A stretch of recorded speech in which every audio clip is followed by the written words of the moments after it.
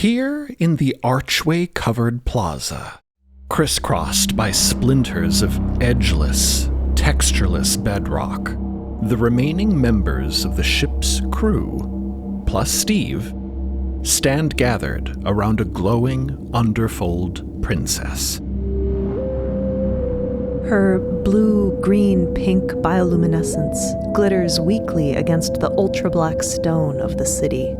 In the sky high above, backlit by stark sunlight, the small, distant chevron of the ship is barely visible, its sharp edges glinting as it slowly turns in the sunlight like a suncatcher prism in a kitchen window. Except this prism is a spooky moonrock ship, and the kitchen window in this example is a far distant fold blob. Not long after they landed in the Dark City, weeks ago now, they watched the ship sort of bloop into a blob, and it has stayed there, like a speck of glitter in a droplet of dark honey.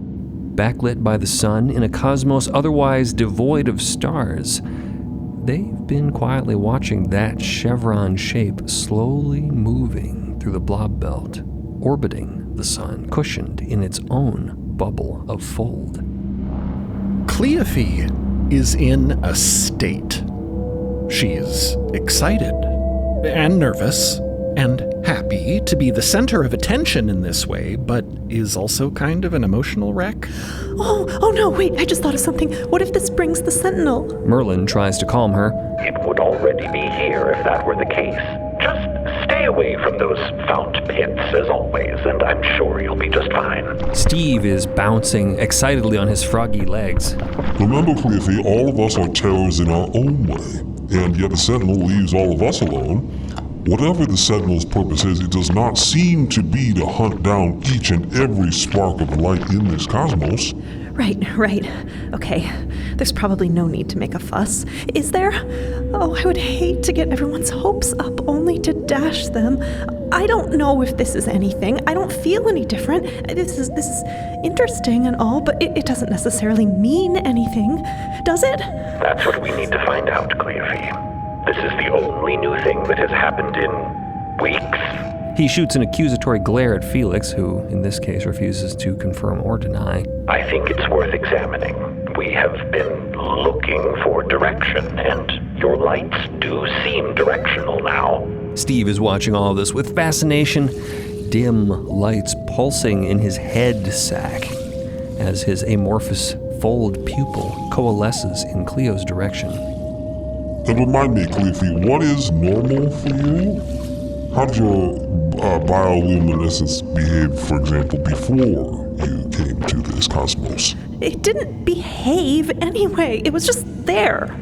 It could be difficult to see it in bright environments, but it was always there, says the granddaughter. The light was always glowing, always twinkling in Cleo's freckles and in her hair in the darkness. I see. So this directional sort of behavior we're seeing now, that's new for you? Mm-hmm. Well, very good. Let's start with some basic observations. Cleo, would you be so kind as to turn around slowly? Cleo carefully sets her bulging omelet pupa backpack aside. Ugh. And Merlin directs Cleo through a few experiments. Turning on the spot, walking a few paces back and forth, jogging in place. The lights swim through her body as though magnetized to some external point, her freckles brightening and dimming like a sparse constellation, always facing consistently in one direction. What might happen if you were to, say, do a cartwheel, Cleo? Sure thing. And Cleo leaps into the air, executing a perfect cartwheel with practiced ease and flawless gymnastic precision. Even the low-gravity slow-mo doesn't explain everything. She does it in a way that suggests she has maybe done a lot of cartwheels in her life. It's kind of cool. Everett raises an eyebrow, and Dot is just staring.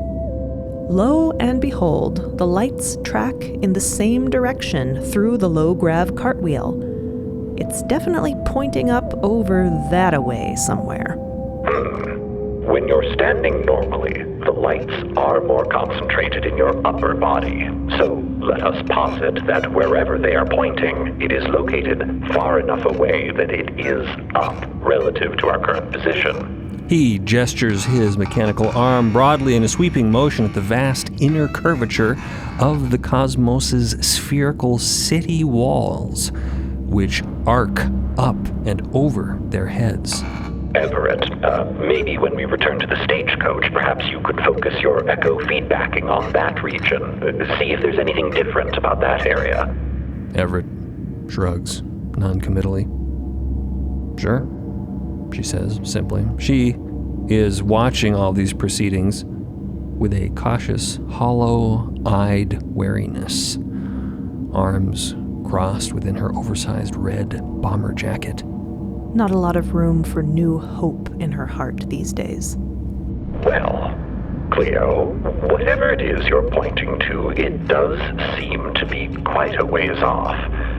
I will say, be careful following lights to things. In the moments preceding the encasement exchange with the Bocular Man, I believe I was observing my own thoughts flaring to life, and I, along with my inner fold, I suppose, pursued them. But I certainly wasn't intending to end up as a Bocular Man. We should attempt to confirm what Cleo's lights are pointing at before we go chasing them. We have limited resources and limited time. Are they pointing towards something good?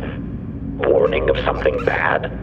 Is it a minor biological phenomenon that means nothing at all? Dot, is there anything you can do? Dot starts. They've just been staring at Cleophy with their prescription glasses. They're just enjoying the prescription side of Cleo. Normally, that's fine. Not staring for any other reasons. Me? Yes, you. Under other circumstances, we'd go to a mother if we had a question about this. Barring that, a medical doctor. Since we have neither anymore, you're the closest we've got. Cleo's dim lights reflect off of Dot's heart-shaped lenses. They know that what Merlin is saying is true. They are the closest thing the crew has to a mother now. And that's kind of the problem. They shake their head. If you are looking for some kind of divination, I'm sorry, but that is not the kind of thing that they teach daughters. Zila steps forward. Hey, this might be kind of a long shot. You can take it or leave it, but, speaking of divination, I have something that might help. Zila brings out a drawstring pouch made of old, soft leather. She opens it up and gazes into its contents, a lot of complicated emotions playing across her face. So this was handed down to me. It's for answering questions. Oh, and here, this is part of it too. She takes off her earring, a little dangling bird skull, and adds it to the pouch's contents. Cleo peers inside. She sees a collection of mismatched trinkets, charms, odds and ends. Some of the objects definitely have that divination-y vibe, bones, crystals, etc. And some definitely don't, like there's an old bottle cap in there. A clothespin. A frayed segment of wire. A sable peach pit. A scrap of an old bandana. Dot is looking over Cleo's glowing shoulder. So this is for casting? Zila nods. Right, exactly. Now, I don't claim to have divinatory abilities myself, but this set has been used before by people that definitely did. These objects are special. Sometimes they help me think through stuff. Maybe you could, I don't know, cast them, see what happens. Cleo raises her eyebrows. Me? Yeah, why not? You're the one we're trying to figure out, right? Cleo looks to Dot for confirmation. Dot shrugs. You might as well try. the mothers do suggest that objects that have been used over and over again for ceremonial purposes may develop a certain insight of their own. I don't have any better ideas, I'm afraid. Even if Mother Artifice were here, even if there were motherly things he could do to help, he would probably just tell you that the answer lies within yourself, and it is up to you to find it. Everyone watches as Cleo accepts the leather pouch that Zila is proffering to her, light-speckled hands trembling slightly. Even the skeptics, the science-minded individuals, Merlin, Felix, kinda sorta Everett, are quiet now, curious to see how this will play out. So I just pour them out on the ground? Zila nods. Maybe stick a hand in there first, stir them around a little bit. I think it's important that you actually touch them, but just be careful, they could go flying in this weird gravity. And I would prefer not to lose any pieces, though that might tell us something interesting. Probably, maybe, I don't really know. Cleo reaches into the bag then, tentatively rummaging through the odd collection of items. I'm nervous. What if I do it wrong? It is normal to feel this way, Cleo. It is all right. Cleo glances at Dot, giving a weak but grateful smile. Then, she tips the bag and lets the pieces fall. In the low gravity, they tumble gently downward as though in slow motion, spinning through the air, knocking softly against one another, bouncing on the void black ground. It takes many long moments for them to fall completely still, long enough that everyone has ample time to observe their extraordinarily unlikely trajectory. Like iron shavings falling into alignment in a magnetic field, the pieces come to rest on the ground in a strangely perfect linear formation. The bird skull earring. A pebbly, petrified black egg. A quartz point. A coin. A button. A speckled bean, a snail shell. A tiny cocktail fork. And every single other item from the pouch. All tidily lined up in a row like beads on a string. All pointing the same way as Cleo's lights. Huh. Weird. Everyone is watching intently. Felix can't even roll his eyes. Zila gives a soft little snort of laughter and shakes her head, as though scoffing affectionately at the predictable habits of an old friend. That's interesting. One test is hardly a reliable sample size, though you'd better do it again. No, leave it alone, Merlin. This is not a science experiment. Zila squats down next to Cleo. So what do you think? And try not to second guess yourself. Gut instincts are best here. Cleo is staring, transfixed but uncertain. Dot, on Cleo's other side, prompts gently. There's nothing you need to do. Release control. Trust what rises to the surface. Cleo tries to think. No, not that. Maybe she should do as Dot once suggested and not think. She tries it, and it is once again literally impossible. So impossible, in fact, that Dot was never even really doing it. So she tries the next best thing. As long as her mind is an unstoppable parade of thoughts, she tries to watch the parade without getting swept up in it. It's hard. It's like trying to sit peacefully at the Gilmouth breakfast table when everyone is in the middle of a big fight. She wants to be the answer to everyone's problems. She's always wanted that. More than wanted it, it feels like it's her responsibility, her apology for taking up space somewhere she's not really needed. Everyone around her is hurting so much. She wasn't the only one who lost her spark after coming here. So all she wants is for the reappearance of her old light to help them somehow. But what if it doesn't?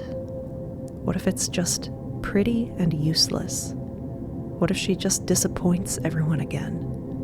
Why should her bioluminescence mean anything now when it never did before? Unless it did mean something before. As she gazes at the tidy row of objects lined up at her feet, bathed in the dim, multicolored flutter of light emanating from her, she starts to feel her thoughts falling into a similar pattern, one right after the other, like smooth stepping stones creating a path across a creek. Try as she might, there is one thing she cannot get out of her mind, and whether it's a hope, a fear, wishful thinking, or literal magic, it doesn't seem to matter. It is what is rising to the surface. Its resonance grows until it fills her entire mind. And suddenly, just like putting on glasses for the first time, she can see what was always there. Oh. Cleo's breath is a little shaky, her eyes a little watery. I know what it means. Her lights give a little flare, a momentary surge of brightness, as if to confirm. My lights point the way home. Maybe they always did. I just never realized it because I had never actually left home before. Not this definition of home. Home is our entire cosmos. Are you sure, Cleo? How do you know? I know.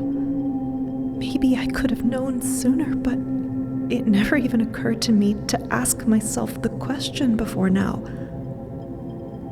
I thought I didn't have a gift. But I do.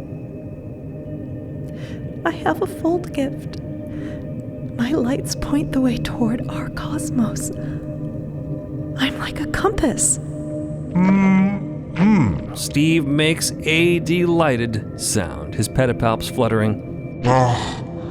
And just as if you had spent your entire life at the magnetic pole of your planet, you might think your compass didn't work. You would have to leave the pole before the compass's utility became clear, yes? Everyone else is visibly confused by what Steve means by planet and magnetic pole and what the heck that has to do with compasses. He flaps his skinny forehands impatiently. Oh, never mind. This is wonderful news, Cleo. One more step toward escaping this awful place together. But does everyone actually believe this? It's the kind of thing that they might have interrogated more thoroughly in the past. But they have been lost, stuck, stranded. And here, Cleo is radiating surety. The objects from Zila's divination pouch are lined up on the ground in a way that seems too perfect for coincidence. And most importantly, everyone wants to believe that what Cleo says is true, because if it is not, then they have nothing else. This is their first taste of hope in so long, and no one is willing to give it up. Well, what do we do next? Everett asks. There's no need to keep mapping, right? We were looking for something that would help us, and, well, now we've found it. Maybe this is our heading. Merlin nods. Yes, if we can follow it without getting murdered by the Sentinel, and if it leads us to some way home, we then need to repeat whatever spooky big magic Mother Artifice did to let us cross safely from one cosmos to another. Felix raises a hand. Scowling. So, wait, what does this mean exactly? Those suck holes seem to be the only ways out of here, so are Cleo's lights pointing towards a particular one of those? If we jump into it, will we end up back in our cosmos? No, not unless you're able to do what I did. Steve says, bobbling along in low gravity. Otherwise, you will be profoundly obliterated as your entire being reverts back into fold and is dispersed among the numberless conduits of the megacosmos.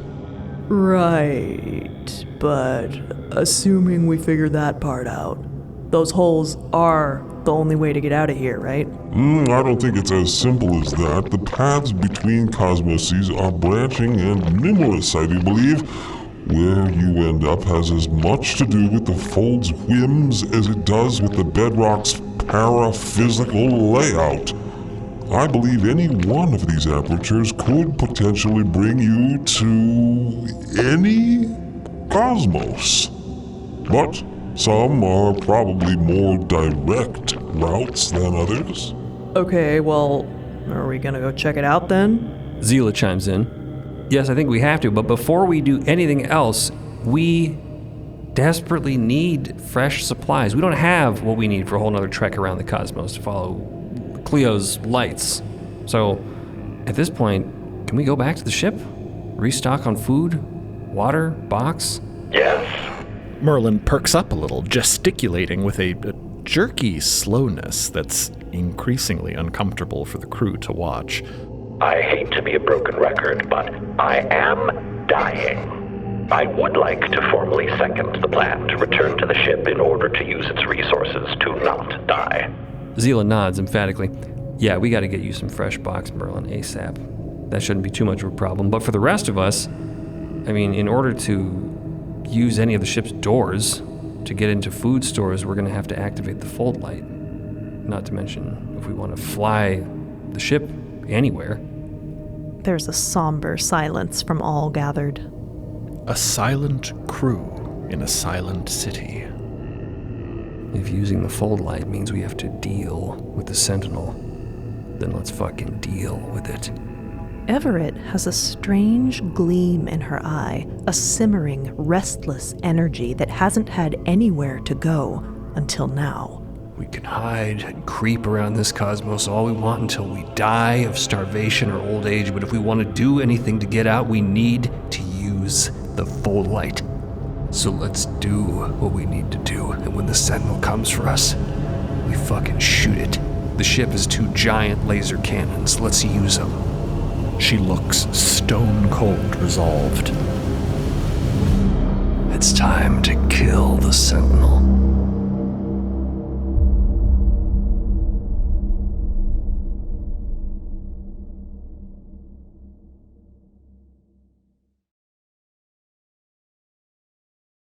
Thanks for listening to Unend.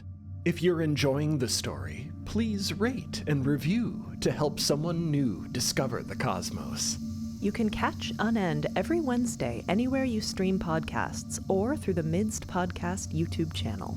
If you're looking to dive deeper into the story, become a Beacon member at beacon.tv or join the fold on midst.co to receive early ad-free access to episodes, behind-the-scenes exclusives, and lore-expanding bonus content. Or, if you just want to hear this podcast 2 weeks early and without ads, subscribe on Spotify or Apple Podcasts.